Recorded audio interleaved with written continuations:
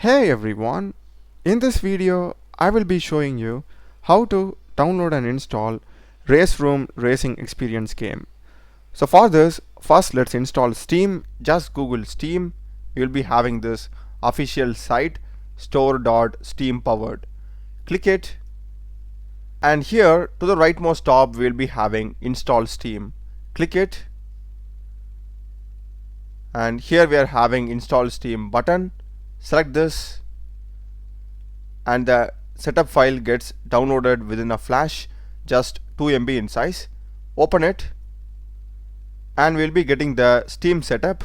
Just click on next and choose the language of your choice. I will go with English.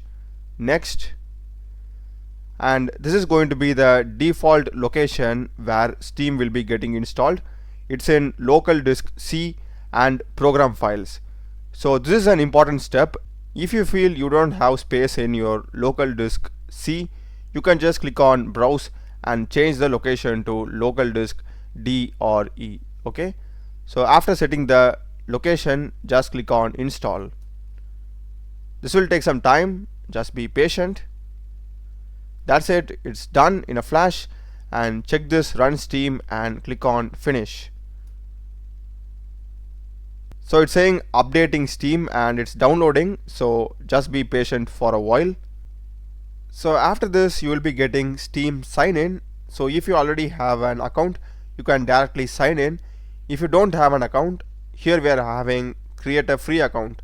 Click it. So you need to enter all these details before creating an account. So once you sign in, you will be taken to an interface like this.